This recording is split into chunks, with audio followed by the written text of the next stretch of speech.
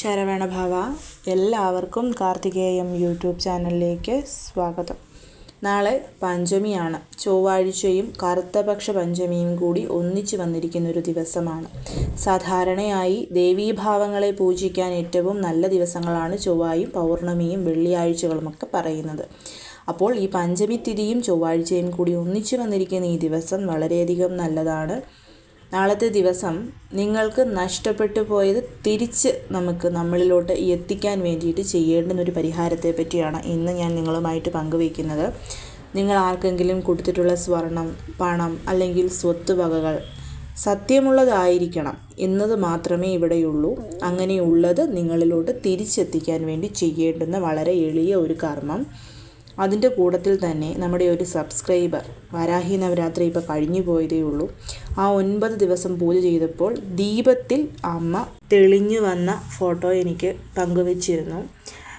കുറച്ച് വിഷമം, എനിക്കത് ഡിസ്ക്ലോസ് ചെയ്യാനായിട്ട് പറ്റില്ലാത്തത് കൊണ്ടാണ് ഞാനത് പറയാത്തത്. കാരണം കുറച്ച് വിഷമത്തിലായിരുന്നു. വാരാഹി നവരാത്രി സമയത്ത് നമ്മൾ ദേവിക്ക് ആ 9 ദിവസവും കുങ്കുമാർച്ചന ചെയ്യുന്ന ഒരു പൂജയെപ്പറ്റി ഞാൻ ഇട്ടപ്പം എനിക്ക് ഇൻസ്റ്റഗ്രാമിൽ മെസ്സേജ് അയക്കുന്നതാണ്. അപ്പോൾ ആൾ എന്നോട് പറഞ്ഞു, എനിക്ക് ഇങ്ങനെ ഒരു വിഷമമുണ്ട് ചേച്ചി, എനിക്കത് എത്രയും പെട്ടെന്ന് അതിനൊരു സൊല്യൂഷൻ വേണം. അപ്പോൾ ഞാൻ എന്താണ് ചെയ്യേണ്ടതെന്ന് ചോദിച്ചപ്പോൾ ഞാൻ പറഞ്ഞു, ഇത് കുങ്കുമാർച്ചന ചെയ്യുമെന്ന് പറഞ്ഞു.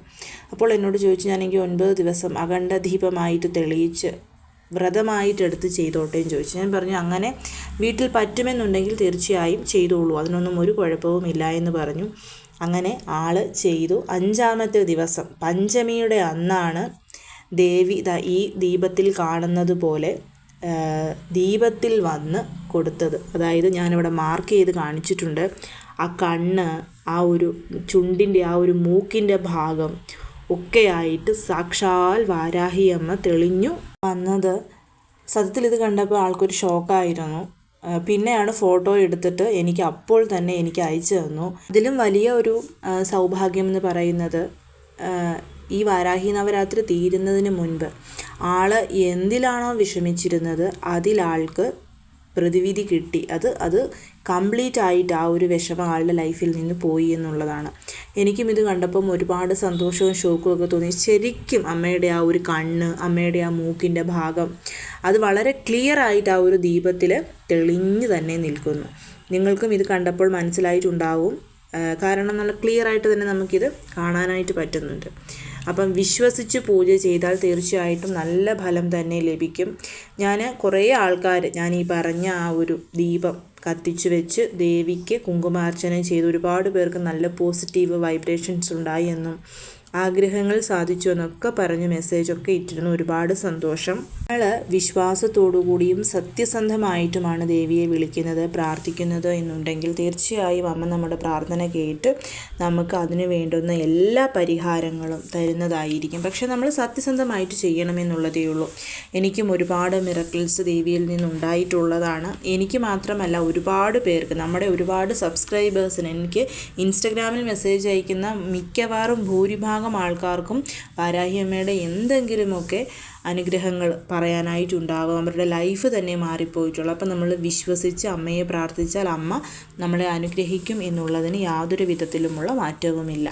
അപ്പം നാളെ കംപ്ലീറ്റ് പഞ്ചമിയുള്ള ദിവസമാണ്. നാളെ വൈകിട്ട് 6 മണിക്ക് ശേഷം, 7 മണിക്ക് ശേഷമോ 6 മണിക്ക് ശേഷമോ ഇരുട്ടിയതിന് ശേഷം വേണം നമ്മൾ വാരാഹി അമ്മയെ പൂജ ചെയ്യാൻ. തേങ്ങാദീപം കൊളുത്തുന്നവർക്ക് തേങ്ങാദീപം കൊളുത്താം. അതേപോലെ നിങ്ങൾ 5 ദീപങ്ങളാണ് കൊളുത്തുന്നതെന്നുണ്ടെങ്കിൽ 5 ദീപങ്ങൾ കൊളുത്തി അമ്മയെ പൂജിക്കാം.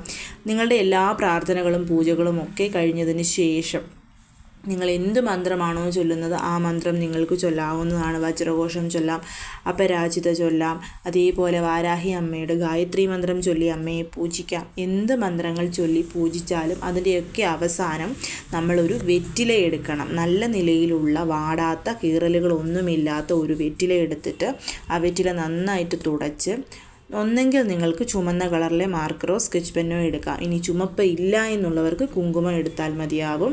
എന്നിട്ട് നിങ്ങളുടെ കയ്യിൽ പൈസ, സ്വർണം അല്ലെങ്കിൽ നിങ്ങളുടെ സ്വത്ത് വകകൾ അങ്ങനെയുള്ളത് വാങ്ങിച്ചിട്ട് തിരിച്ചു തരാത്തത് ആരാണോ, അതിപ്പോൾ ആണായാലും ശരി പെണ്ണായാലും അവരുടെ പേര് ആദ്യം എഴുതുക. അതിന് താഴ്ഭാഗത്തായിട്ട് എന്താണ് ഇപ്പം പൈസയാണെങ്കിൽ 1 ലക്ഷമെങ്കിൽ 1 ലക്ഷം രൂപ, സ്വർണ്ണമാണെങ്കിൽ 1 പവനെങ്കിൽ 1 പവൻ, അതല്ല സ്വത്ത് വകകളാണെന്നുണ്ടെങ്കിൽ വീടെങ്കിൽ വീട്, വണ്ടിയെങ്കിൽ വണ്ടി, കാറെങ്കിൽ കാറ്, അല്ലെങ്കിൽ എന്താ പറയുന്നത് സ്ഥലം എത്ര ഏക്കർ എത്ര സെൻറ്റ്, അങ്ങനെ എന്താണോ അതും എഴുതിയതിന് ശേഷം 5 കുരുമുളകും കൂടി ആ ഒരു വെറ്റിലയിൽ വെച്ച് ആ വെറ്റില മടക്കി ഒരു വെള്ള കളറിലെ നൂലോ ചുമന്ന കളറിലോ നൂലോ കൊണ്ട് അത് നന്നായിട്ട് ചുറ്റിക്കെട്ടണം. ഇപ്പോൾ കുരുമുളക് അകത്ത് വെച്ച് വെറ്റില നമ്മൾ ചുരുട്ടുമ്പോൾ കീറാതെ ശ്രദ്ധിക്കണം. അതുപോലെ നൂല് കൊണ്ട് കെട്ടുമ്പോഴും കീറാതെ ശ്രദ്ധിക്കണം. അതിന് ശേഷം അത് അമ്മയുടെ ഫോട്ടോയുടെയോ വിഗ്രഹത്തിൻ്റെയോ അടുത്ത് വെക്കണം. ഇനി അമ്മയായി കണ്ട് നിങ്ങളൊരു ദീപമാണ് തെളിയിക്കുന്നതെങ്കിൽ ആ ദീപത്തിൻ്റെ അടുത്ത് വെച്ചിട്ട് എത്രയും പെട്ടെന്ന് ഈ നഷ്ടപ്പെട്ടു പോയത് അവർക്ക് തിരിച്ച് എൻ്റെ അടുത്ത് കൊണ്ട് എത്തിച്ചു തരാനുള്ള മനസ്സ് കാണിക്കണമേ എന്ന് പ്രാർത്ഥിച്ചതിന് ശേഷം അത് അന്നത്തെ ദിവസം മുഴുവൻ, അതായത് നാളെ ചൊവ്വാഴ്ച രാത്രി മുഴുവൻ അവിടെ ഇരുന്നോട്ടെ. പിറ്റേ ദിവസം ബുധനാഴ്ച നിങ്ങൾക്ക് ആ ഒരു വെറ്റില നൂല് കെട്ടിയത് അതേപടി അത് എടുത്ത് ഒന്നെങ്കിൽ ഒഴുകുന്ന ജലം കിണറൊക്കെ ഉണ്ടെങ്കിൽ അവിടെ കൊണ്ടുപോയി കളയാം. അങ്ങനെ അല്ല എന്നുണ്ടെങ്കിൽ അത് ഏതെങ്കിലും നിങ്ങളുടെ വീട്ടിലെ തുളസിച്ചെടി, കൂവളം, ആര്യവേപ്പ് ഇതുപോലെയുള്ള ചെടികൾ ഒഴിച്ച് ബാക്കി ഏതൊരു ചെടിയുടെ ചുവട്ടിലും കൊണ്ടുപോയി കുഴിച്ചിടാവുന്നതാണ്.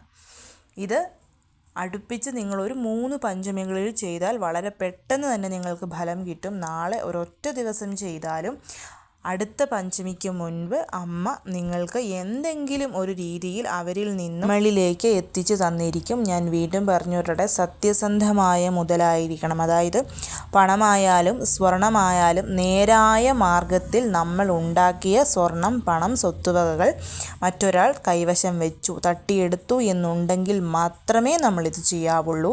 അല്ലാത്ത പക്ഷം നേരായ മാർഗത്തിൽ കൂടിയല്ല നമ്മളിത് സമ്പാദിച്ചത്, എന്നിട്ടത് മറ്റൊരാൾ നമ്മളിൽ നിന്ന് പറിച്ചെടുത്തിട്ട് നമ്മളിത് ചെയ്താൽ തീർച്ചയായും ഒരു രീതിയിലുള്ള ഫലവും നമുക്ക് ലഭിക്കില്ല. ദേവിയുടെ കോപത്തിനത് കാരണമാകുകയും ചെയ്യും. അതുകൊണ്ട് നമ്മൾ സത്യസന്ധമായി ഉണ്ടാക്കിയിട്ടുള്ള 1 രൂപയാണെങ്കിലും അത് മറ്റൊരാൾക്ക് നമ്മൾ മനസ്സറിഞ്ഞ് കൊടുത്തിട്ട് അവരത് തിരിച്ചു തരാത്തതാണ് എന്നുണ്ടെങ്കിൽ നിങ്ങൾക്ക് തീർച്ചയായിട്ടും ഈ പരിഹാരം ചെയ്യാവുന്നതാണ്. വളരെ പെട്ടെന്ന് തന്നെ ഇതിനുള്ള ഫലം നമുക്ക് ലഭിക്കുകയും ചെയ്യും. ഇത് എല്ലാ പഞ്ചമിയിലും, അതായത് അടുപ്പിച്ച് 5 പഞ്ചമികളിൽ നമ്മളിത് ചെയ്യണം, എങ്കിലാണ് ഫലം കിട്ടുക എന്നാണ് പറയുന്നത്. അതിപ്പം 1 പഞ്ചമിയിൽ ചെയ്ത് 2 പഞ്ചമിയിൽ ചെയ്തിട്ടൊക്കെ ഫലം കിട്ടിയവരുണ്ട്. നിങ്ങൾക്ക് ഈ പഞ്ചമിയിൽ ചെയ്യാം, വീണ്ടും വെളുത്തപക്ഷത്തിൽ വരുന്ന അടുത്ത പഞ്ചമിയിലും ചെയ്യാവുന്നതാണ്. 5 പഞ്ചമികൾ തുടർച്ചയായി ചെയ്യുമ്പോഴേക്കും എന്താണെങ്കിലും അത് നിങ്ങളിലോട്ട് തിരിച്ചെത്തിയിരിക്കും. ഈ ഒരു പഞ്ചമിയിൽ നിങ്ങൾ വിശ്വസിച്ച് ചെയ്തു നോക്കൂ. തീർച്ചയായിട്ടും അടുത്ത പഞ്ചമിക്കുള്ളിൽ അതിൻ്റെ ഒരു സൈൻ, എന്തെങ്കിലും ഒരു രീതിയിലുള്ള അവരുടെ കയ്യിൽ നിന്നും ഒരു റിയാക്ഷൻ നിങ്ങൾക്ക് ലഭിച്ചിരിക്കും. അത് ഉറപ്പാണ്. വിശ്വാസത്തോടു കൂടി വാരാഹി അമ്മയും മുറുക്കെ പിടിച്ചു ചെയ്താൽ ഫലം ഉറപ്പായിട്ടും ലഭിച്ചിരിക്കും. എല്ലാവരും ചെയ്യണം. എല്ലാവരെയും മുരുകൻ അനുഗ്രഹിക്കട്ടെ. ഓം ശരവണഭവ.